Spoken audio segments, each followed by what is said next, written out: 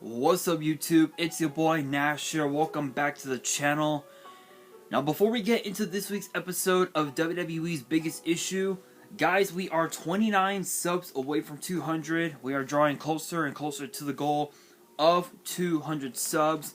And as I have said in previous videos, if this channel gets to 200 subs, I will open up this Korean Strike of Neos booster box in its entirety on the channel, on the hopes to potentially pull this guy, Elemental Hero Air Neos.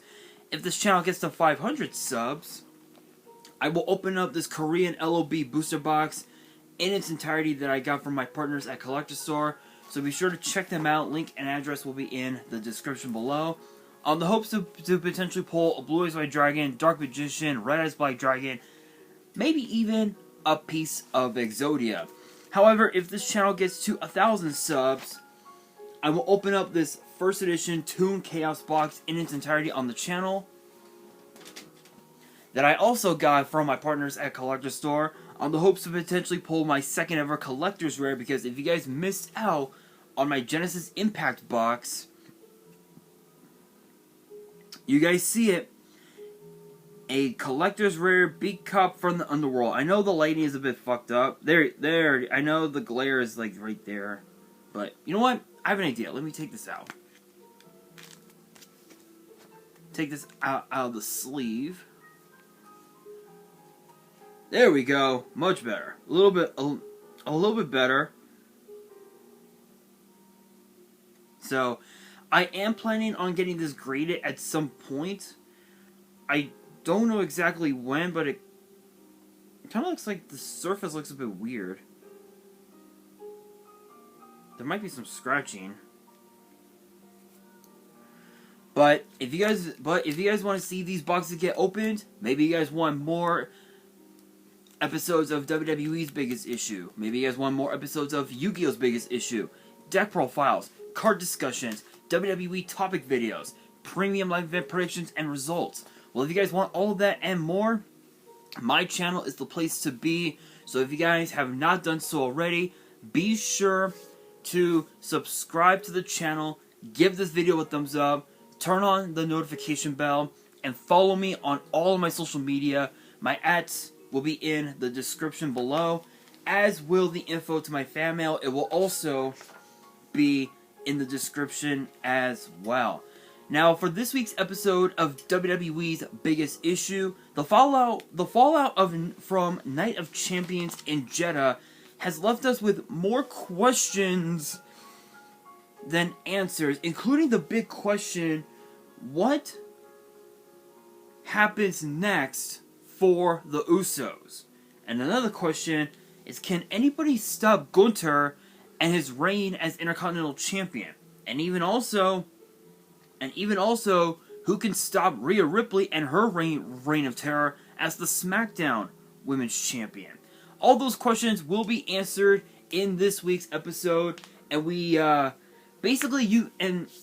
for those who are new to this channel, basically what I do is on the Monday after every premium live event, depending on what goes on, you know, whether we get both a premium live event for the main roster, one for NXT or whatever. Basically, I do a sort of like a review, a full like in-depth review of each match on the card, give my rating on it, and make a bold prediction as to what could have changed with each match, and give my overall rating of the card. So if you guys are ready for that, subscribe, hit the bell, and I want you guys to post in the comments below answering the question of the day, which is this. With Money in the Bank just mere weeks away, who do you guys see becoming Mr. and Miss Money in the Bank? Because for me, I think Miss Money in the Bank has to be Io Sky. Because after what we saw at Backlash, I have a feeling she's going to be a major player in WWE. And as far as who should be Mr. Money in the Bank, that's a bit of a hard one, but I would have to say as crazy as it sounds, I think it has to be Logan Paul. As crazy as it sounds, there's been a lot of rumors going around saying that Logan Paul might compete in the men's Money in the Bank ladder match, which that alone would make him pretty dangerous. But with his contract, he's now 10 times more dangerous. He could be 10 times more dangerous than ever before if he wins Money in the Bank. So, but again, post in the comments below, and let's kick things off with the finals of the World Heavyweight Championship tournament between Seth freaking Rollins from Raw and AJ Styles from SmackDown. This was actually a way to... This was actually a tournament to test who was actually the guy, who was going to be the top guy on Raw, and this was basically back and forth. There was really no other way to describe the match as far as, like, the action goes.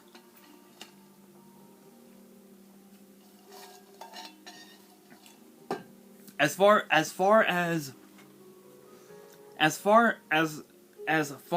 the action goes, this was non-stop. There was counter after counter. It was pretty back and forth, but there was one thing that boggled my mind, and it was the fact that Seth freaking Rollins, it looked like as if his head wasn't in the game, but AJ's was. But Styles' head was in the game. But not only that, Rollins tweaked his left knee, not his right knee. It was his left knee. I'm surprised that it wasn't his right knee, because his right knee is actually his bad one. Because if you guys remember back in 2015, he actually suffered a knee injury, which not only took him out of action for like, what, November? For like 6, maybe 7 months? 8 months at best. But, excuse me. But he also had to give up the WWE title at that time. And I think for Rollins, this was basically bittersweet justice, because this would be the third time in Seth's career that he's in the finals of a tournament to crown a first in either a first time champion or a brand new champion in WWE. The first time was obviously the Gold Rush tournament to crown the first ever NXT champion. Then we had the tournament to crown the first ever Universal champion, and now it was this. But the question was, who came out on top? It was actually Seth freaking Rollins hitting AJ Styles with a stomp, even with a hurt knee, to win the World Heavyweight title. They brought in a bit of there was a bit of confusion as far as WWE as far as the world title goes, and apparently even though the World Heavyweight title excuse me, even though the World Heavyweight title is back in WWE, this version is basically Seth Rollins becoming the inaugural World Heavyweight Champion, which made little sense whatsoever. Little sense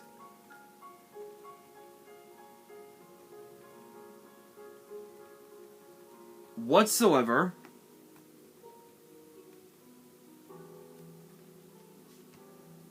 But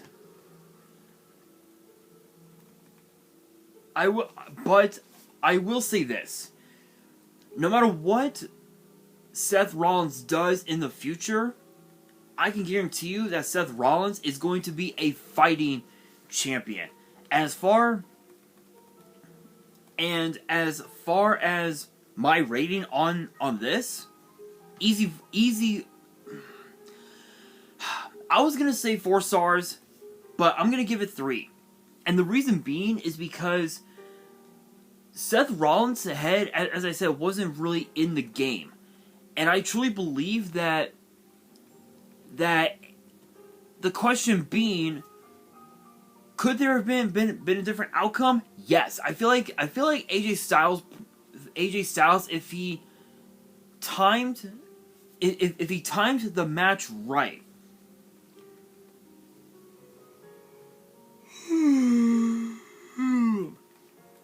Excuse me.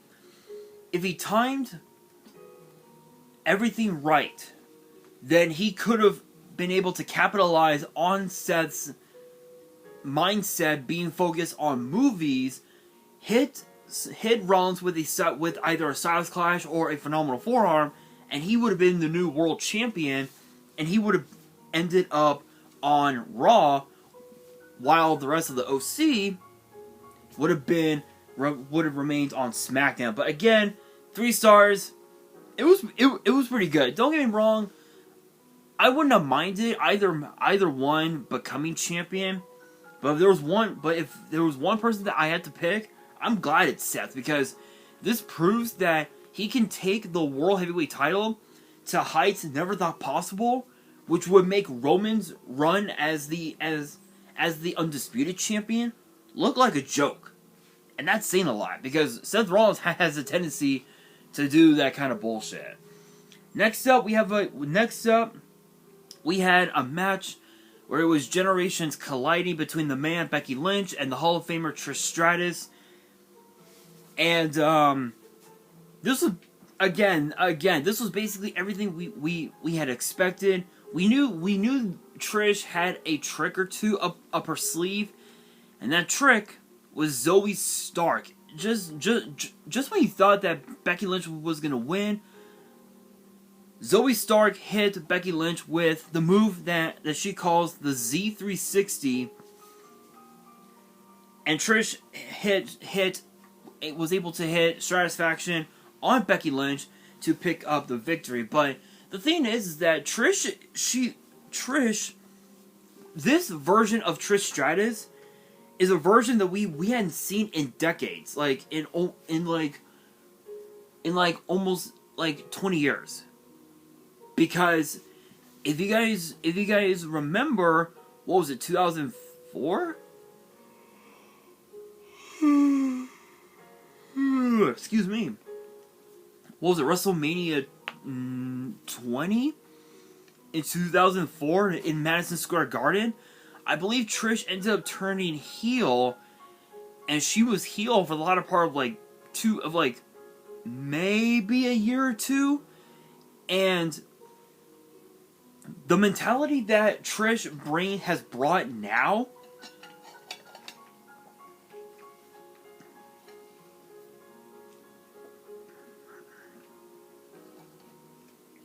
excuse me, the mentality that Trish brings now to Raw, she brought that same mentality almost 20 years ago, 19 years ago, which in my honest opinion, I truly believe that this is probably the best version of Trish we've had in a while.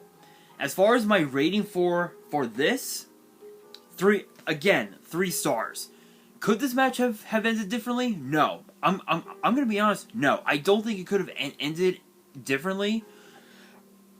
Because, excuse me, for one, Trish was the one that attacked Lita from behind backstage on Raw, which forced Lynch to have Trish as her tag team partner to defend the women's tag team titles against both Liv Morgan and Raquel Rodriguez. And another thing, which brings me to the point that even if there was a different outcome, Trish would have easily isolated that outcome and used it to her advantage. So there was no way in hell that there was going to be a different outcome. But now we move on into the second of, I believe, 5 title matches defended. This one for the Intercontinental title between Mustafa Ali, the Challenger, and Gunther, the Champion. Don't get me wrong, Ali has has all the potential in the world. He's been a part of WWE since 2016. Think about that, guys. Since 2016 in the Cruiserweight Classic. So 16, 17, 18, 19, 20, 21, 22, 7 years, okay? Ali has been with WWE for 7 years. And he's had opportunities at the Cruiserweight title. He's had opportunities at the United States title, and he's had opportunities at the Intercontinental title, and still could not get the job done. The reason being, it's because he hasn't. It's because of the fact that. It's because of the fact that Ali, I believe, is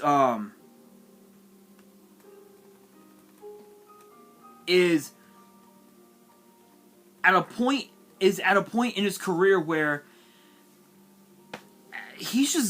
all he's gonna do is just be the laughing stock of WWE. Again, don't get me wrong, I'm a big fan of Ali and the type of positive energy he tries to bring to WWE.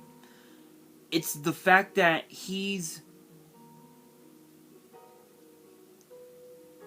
how can I explain it?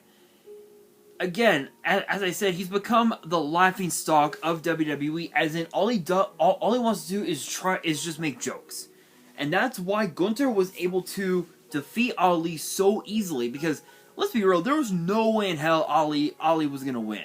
Don't get me wrong. Again, his homeland in Jeddah, obviously an excellent homecoming, but I truly believe Gunther had that match in the bag from the very beginning. But I will admit, Ali did put up a fight. I will give him that. As far as this match goes, again, I'm giving it 3 stars. Could there have been a different outcome? I mean, if Ali, tried a little bit harder and he poured all of his heart out into that match, maybe there would have been a small glimpse of hope for Ali to become champion, but I don't think there was any other way. But now we move into the Raw Women's title match between Bianca Belair and Asuka in a WrestleMania rematch, which, honestly, this was basically everything we had expected. We knew Asuka was gonna attempt to use the Mist. We knew that she was gonna use Bianca's braid to her own advantage, and we knew that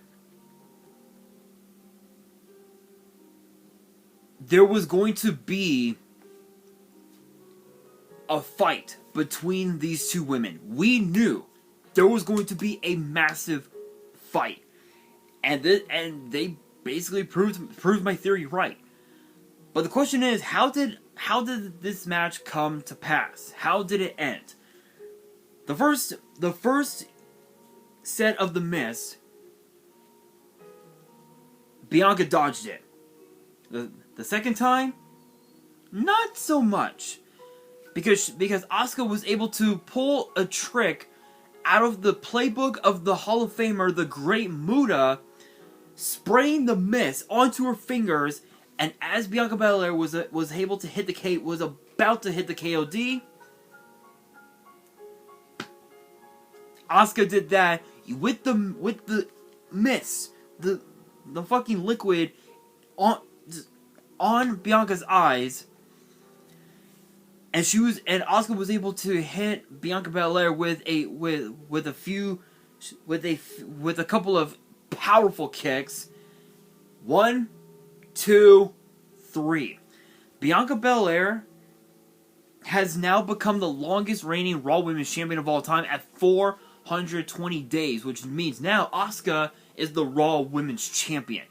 Could this have had a different outcome? I don't think so. In my opinion, and I know that there's gonna be some people out there who will probably agree with me on this, but there's also gonna be some people who might disagree, but even though Bianca Belair has made history as the longest reigning Raw Women's Champion, there goes my collector's rare card. Give me a second.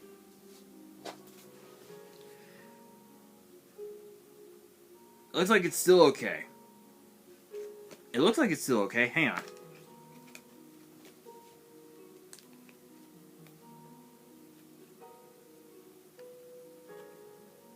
Yep, it's okay. Okay. Anyway, even though Bianca Belair has established herself as a dominant champion, her run as the Raw Women's Champion kind of got a little bit stale. I think in my opinion, right after War Games, and the reason why I say that is because at that time, both Asuka and Alexa Bliss both wanted the Raw Women's title. Bliss got her shot on two separate occasions, and the second one was back at the Royal Rumble in San Antonio. Asuka got her shot by winning the Women's Elimination Chamber match in Montreal, and came here to LA, my hometown, and lost to Bianca Belair. Once War Games came to pass, and she had her first title defense post War Games, that was when it started to become stale. The promos were great. The promos that she was cutting was great. The matches that she was putting on was great. It was basically how she presented herself as the Raw Women's Champion. That was what made her title run stale. And honestly, a brand new champion, I'm okay with that. I'm okay with Asuka becoming champion, but now it's a matter of what Bianca does next. Obviously, she's gonna want a rematch for the title, which could potentially take place at Money in the Bank. But then again, it could also take place at SummerSlam for all we know. So we don't know if Bianca is gonna want a rematch, or if she's gonna attempt to qualify for the women's Money in the Bank ladder match. We don't know. All I know is that this match is again 3 stars. This was actually pretty good. But I think the only other possible outcome is that if Bianca Belair saw the second set of the second round of Mist, if she saw it coming, she could have countered it again, and she would have been able to hit the KOD onto Asuka and potentially retain the Raw Women's title. But Asuka probably would have had a third round of Mist, and that would have done Bianca in. So I don't think there was any other way. But speaking of the women's title, we move on into the Smackdown women's title, and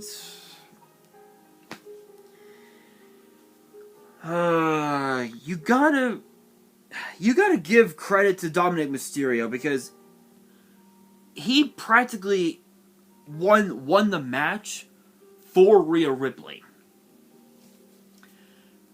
She made little work of Natalya,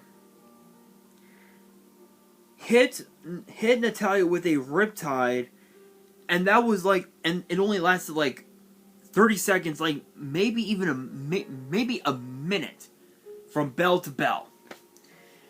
This was probably the worst match, in my opinion, that Rhea Ripley has worked.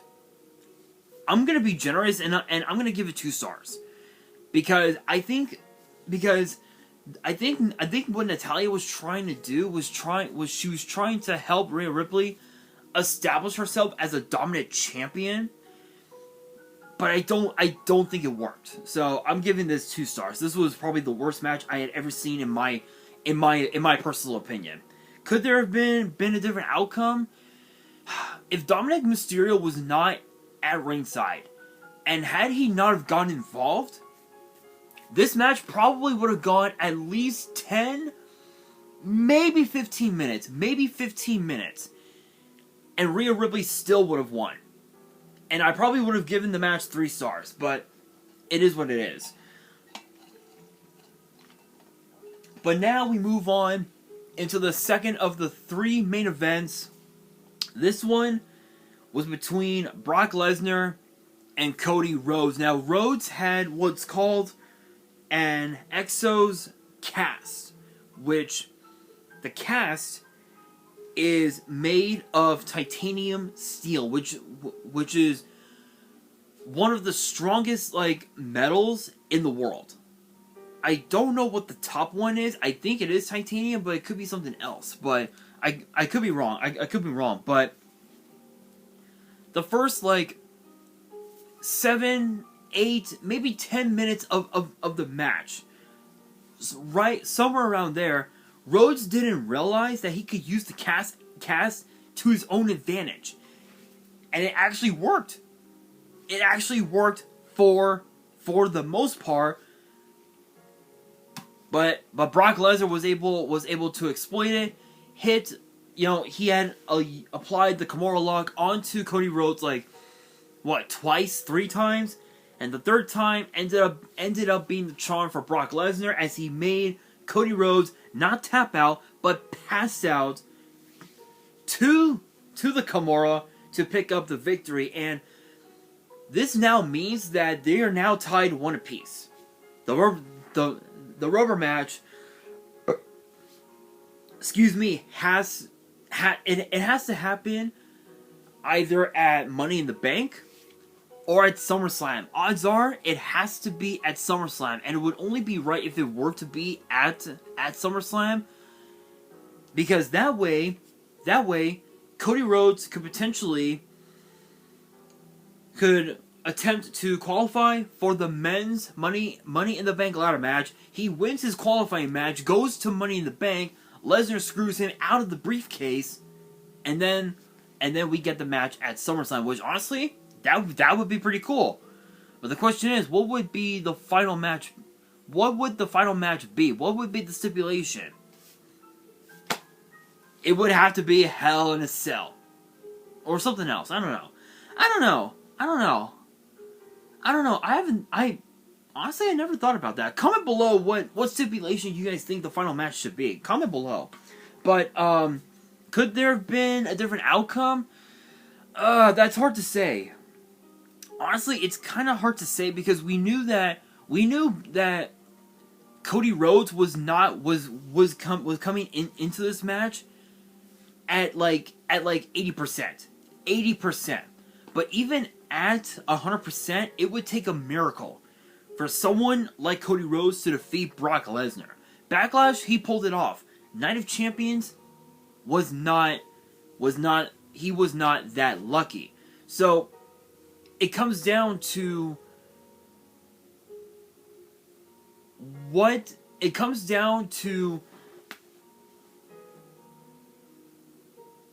could have been the outcome. Had Brock Lesnar not attacked the arm of Cody Rhodes, Rhodes might have had a shot. But honestly, with that broken arm, I don't think there would have been any other way, because we've heard the old saying, a one-legged man in an ass-kicking contest never wins. We've heard that saying before, but there have been often times where that specific one-legged man has sometimes won the ass-kicking contest. A man with one arm in an ass-kicking contest, especially when that ass-kicking contest is against Brock Lesnar, usually they lose. So no, I don't think there could have been any other way to switch the outcome. But I am giving this one 4 stars because this was actually pretty good. It was a great way to showcase how strong and how tough Cody Rhodes was, became, while being locked inside the Kimura.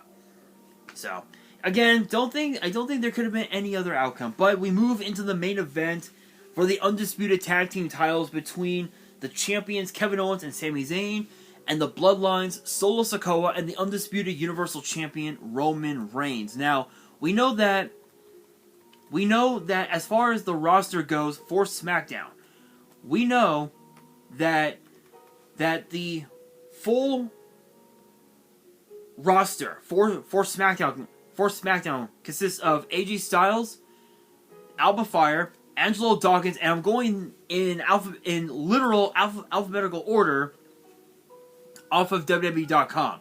Angelo Dawkins, Ashante the Adonis, Asuka, Austin Theory, B-Fab, Bayley, Bianca Belair, Bobby Lashley, Butch, Cameron Grimes, Charlotte Flair, Cruz del Toro, Dakota Kai, who is now dealing with an injury, which I will talk about later this week, Edge, Elton Prince, Grayson Waller, Isla Dawn, Io Sky, Jey Uso, Jimmy Uso, Joaquin Wilde, Carl Anderson, Karrion Kross. You know what? I think I will add them as well. Kayla Braxton, who's a part of the SmackDown roster as a backstage interviewer. Kit Wilson, LA Knight, Lacey Evans, Luke Gallows, Megan Morant, Michael Cole, Meat Chin, Mike Rome, Montez Ford, Pat McAfee. Even though McAfee is dealing with his own thing right now, with his wife, his newborn kid, and dealing with I think with the upcoming football season. He's still a part of SmackDown. Paul Heyman, Rey Mysterio, Rick Boogs, Ridge Holland, Roman Reigns, Santos Escobar, Scarlett, Sheamus, Shotzi, Solo Sikoa, Tamina, Top Dollar, Wade Barrett, and Zelina Vega. That's the full roster. I think there's supposed to be others, but still. So we know that Kevin Owens and Sami Zayn have been drafted to Raw. But that doesn't matter, because if you hold both the Raw and SmackDown Tag Team titles, you're the Undisputed Champions, which means you have to go to both shows no matter what. So the way I see it, Kevin Owens and Sami Zayn, they could have been free agents. If they wanted to, they could have been free agents, and they would have been allowed to go to both shows either way. So I guess it wouldn't matter. But this was basically the final match, the last match in the 3-year-long rivalry between Kevin Owens and Sami Zayn and the Bloodline. This was a match to determine who was going to end it and how it was going to end. This was, and what's even more interesting is that, especially for Kevin Owens, this goes beyond 3 years. This goes like what? This goes like 7 years. The battles that Roman Reigns and Kevin Owens have had dates back 7 years ago when Kevin Owens became Universal Champion. Roman Reigns had tried to become champion, never could get the job done, because Kevin Owens at that time was the heel, and he had Chris Jericho and from out of nowhere Braun Strowman bailing him out. Now the tides are turned. Kevin Owens is the babyface. Roman's the heel. Roman's got the bloodline to bail him out. This time he was going at it on his own with Solo Sikoa as his tag team partner, in which we have never seen that before. Aside from what? War Games? We had this was the first time that we were seeing Roman and Solo team up together in WWE. And the question would become, would they be able to coexist with everything that had happened literally this past Friday on SmackDown, and the previous Friday on SmackDown, would Solo be able to coexist with Roman? And the answer was yes. They were able to coexist throughout the whole match. But the last several minutes is where things get extremely interesting. Because here's the thing. 5 years, everybody in the kingdom of Saudi Arabia wanted Sami Zayn to show up and to compete. This past Saturday, they finally got their wish, which is amazing. You know, so not only was Montreal a homecoming for Sami back in February, but this past Friday was another homecoming for Sami as well. So the closing moments of the match, just when you thought that Roman Reigns and Solo Sikoa were going to be down and out, here come the Usos. They attacked Kevin Owens, pushed the announce desk onto Kevin Owens. They attacked Sami Zayn. Roman Reigns came in and was like, "What are you doing? What are you doing?" Just literally just did that to Jey Uso, to a point where Jimmy Uso super kicked the living fuck out of Roman Reigns. Not once, not twice, but I believe 3 times. And they walked off. Both Usos walked off, which gave Kevin Owens and Sami Zayn the chance to hit Solo Sikoa with a stunner and a haluva kick to retain the Undisputed Tag Team titles. And now the rivalry is finally done. It's finally over. The story is done.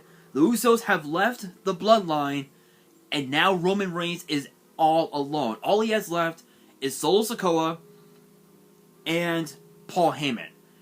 This match, 5 stars easy. There's just no way. Could this have had a different outcome? No, I don't think so, because this goes like 3 years. This story went on for 3 years, and it started with Jey Uso saying, literally uttering the words "I quit." Had he have not said "I quit," none of this would have happened. Solo would have stayed in NXT, and Heyman would have, I don't know what the hell Paul Heyman would have done. There's no telling, but I don't think that there was any other option, like any other outcome, because Roman Reigns, Sami was right. The Usos had taken so much abuse from Roman, it got to a point where Jimmy Uso could not take it anymore, and attacked Roman Reigns that way. So again, no, there could not have been any other outcome. This is an easy 5-star match. Overall, the card was actually pretty decent.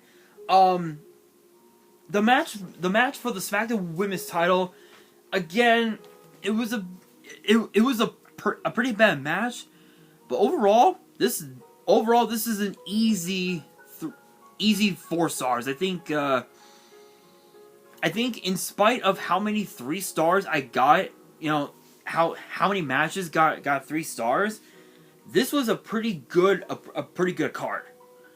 But now the question becomes, as we draw closer and closer to Money in the Bank, the question becomes, what will Roman Reigns do? What will happen to the bloodline? Is the bloodline truly over? Is the story over? We will find out this Friday as Roman Reigns celebrates over 1,000 days as champion, which is awesome. But again, guys, that brings me to the question of the day, which is this: what was your favorite match from Night of Champions and why? Let me know down in the comments below, and that will do it for this week's episode. Hopefully you guys enjoyed. If you did, make sure you guys smash that thumbs up button. If you guys are new to the channel and you guys want more episodes of WWE's Biggest Issue, make sure you guys subscribe to the channel, turn on the notification bell, follow me on all of my social media. My ads will be in the description below. as will the info to my fan mail. It will also be in the description as well. And on that, this is your boy Nash, signing out.